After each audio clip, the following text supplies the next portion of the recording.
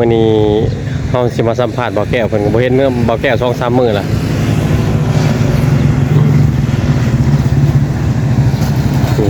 มาแล้วบ่แก้วทุกคนฮักของเฮาล่ะ บ่าวแก้วก็มาด้วยความไวรถเพิ่นแฮงอยู่แล้วบ่าวแก้วเพิ่นน่ะ โอ้โห รถบ่าวแก้วเพิ่นแฮงอยู่แล้วสบายดีสบายดี ไปดีโอ้เป็นกีฬาทุกคน เอามากินน้ำเย็นก่อนนี่ไปดิน้องน้ำเย็นก็มีนะน้ำหมอกน้ำหวานบางม่วงก็มีส้มก็มี บ่าวแก้วก็มาฮอดแล้วทุกคนตัวนี้เนี่ยลงไปเพิ่นก็เดินทางมาตัวที่แล้วเรียกแป้งโทรศัพท์เนี่ยครับแป้งครับบ่ได้ครับบ่ได้เป็นหยังมันเพิ่นว่า ไปมา เพิ่นไม่มันซ่อม นี่มานั่ง นี่เครื่องมือของเพิ่นก็สดหมด มานั่ง คิวตรวจ โอ้ จะไปซีโนเท่านั้นแหละ มานั่งกินน้ำเย็นก่อนที่สัมภาษณ์มีแนวจะถามนี่ คุยปะอยู่นะคนใด มีแนวจะถามก่อน นี่สิโอ้ขึ้นมาเกี่ยมัน บ่มาพี่หอกม่วง โอ้ที่ชมกินไปแล้วมีบ่แก้วเขา เป็นอะไรบ่เห็นอันหน้า2-3มื้อคือได้ยินข่าวลงเฟซลง YouTube ว่าลูกบ่สบายเป็นหยังลูกเป็นหยัง แม่นลูกแบบกินข้าวแล้วแล้วก็กินข้าวกินน้ำบัดนี้ กินแล้วแล้วก็หากออกนะจะเป็น มันอากาศร้อน แม่ อากาศร้อนแล้วเด็กน้อยมันเป็นเลยลูกข่อยอยู่เฮือนก็เป็น บัดนี้ ลูกใส่ลมเด้ ลูกใส่แม่ ยังเหมือนแม่ลูกบ้าใส่ล้มเนี่ยจะได้เจ็บท้องกันบ่ มีท่านนี่แม่เขาจำได้นะจำได้แม่หาแม่ โอ้แม่มาท่านได้เนาะ แม่เพิ่นได้ โอ้ยเพิ่นได้ยังวางให้เพิ่นได้เด้อสิเด้อ สิทนายที่ว่าใจคนโสดเอาคอยที่ว่าเฒ่าแล้วคือกัดักเฒ่าไปเนาะ ไผว่าเฒ่าอายุห่างกัน40ปลาย 40 เราต่อเป็นจังได๋ ก็ ใครแน่ล่ะบ่เดี๋ยวนี้ฮะ เดี๋ยวนี้ใครแน่แล้วพอดีลงมากวดอยู่คลินิกอยู่ดงกิโลพอดีเพิ่นว่าเป็นลำไส้หั่นน่ะเป็นลำไส้บัดนี้เพิ่นก็ส่งน้ำให้แล้วก็บัดนี้วางยาแล้วก็ซักยาแน่จังซี่แน่หน่อยหนึงพอดีเบิดงบ900,000กีบ ข่าวเดียวนั่นแหละ พันปลายเนาะ แม่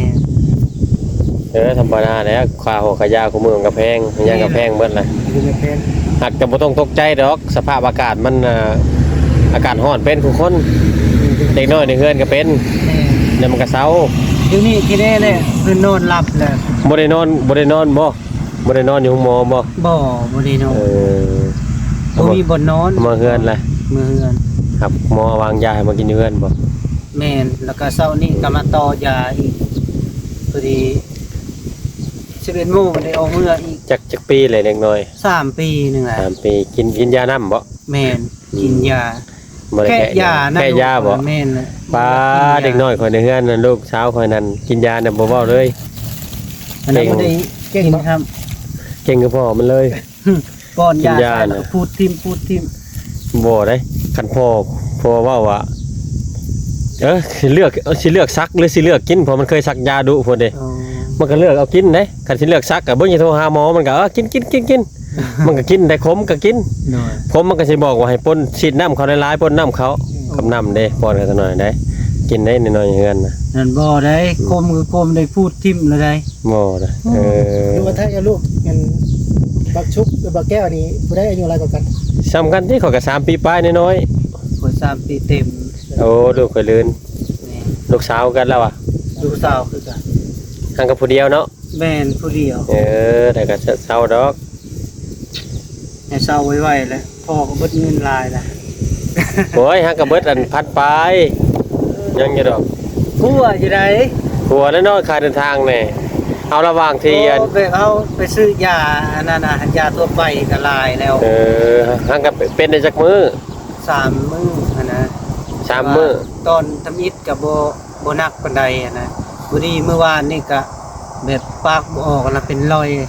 เออ แม่นแหละแล้วก็เลยพามาคลินิก ก็คือสิแม่นประมาณ3 มื้อแล้วเนาะบ่เห็นบ่แก้วลงช่องลงคลิปเลย แม่น สิแม่นช่วงบ่ได้มาหาบ่าวอันสายฟ้าลงก็สิแม่นคลิปอันนั้นแหละเนาะคลิปที่ถ่ายไว้แหน่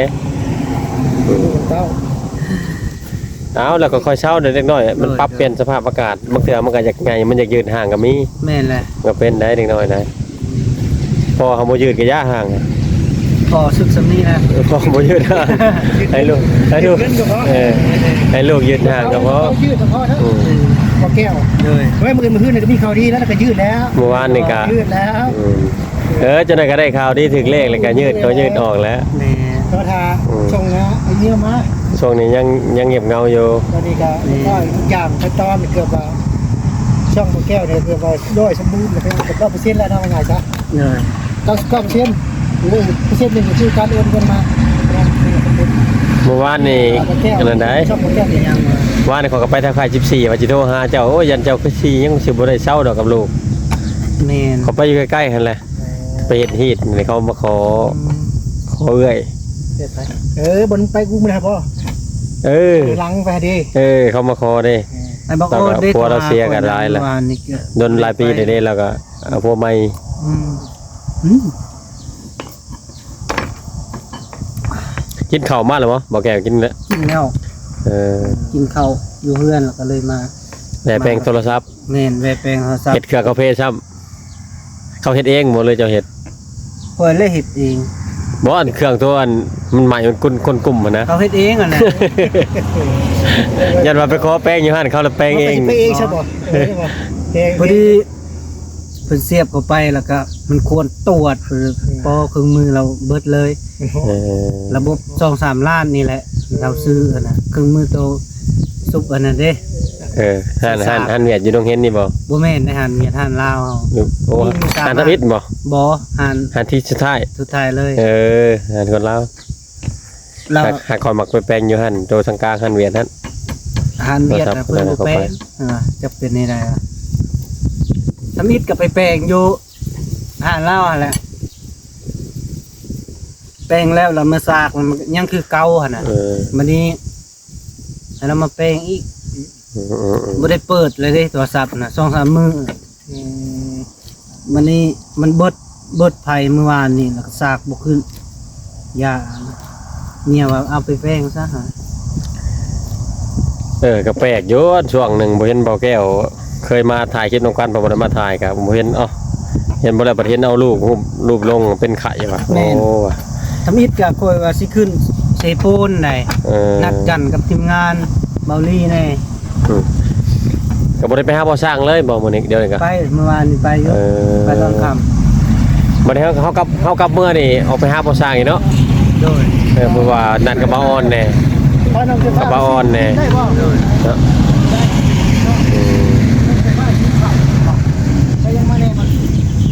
เป็นได้หัวหน้า ของการรับเรื่อง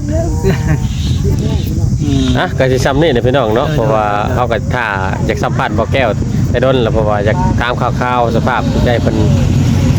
เป็นจังได๋ก็สู้ๆก็คอยเบิ่งแยงเอาได้ลูกนะเป็นอะไรก็เฮาก็คอยกวดก็ติดตามอาการเอา แม่น เขาอยู่ไกลเด้เอาครอบครัวมื้ออยู่พุ่นแหละเนาะเมียเนาะ เห็นยัง เมียมื้ออยู่ บ่อยู่บ้านนั่นแหละบ้านเมียเอง ไปบ้านเมียก็อยู่พุ่นแล้วว่ะไปทางเมืองกาวพุ่นแล้วว่ะ บ่อยู่นี่นะกบกน่ารักทางเมืองอัศพรนั่นแหละอาศัยลมไปแล้วเทื่อนึง เอาได้ใส่ผ้ามาแล้วกาสบายดีอ้ายได้ไหม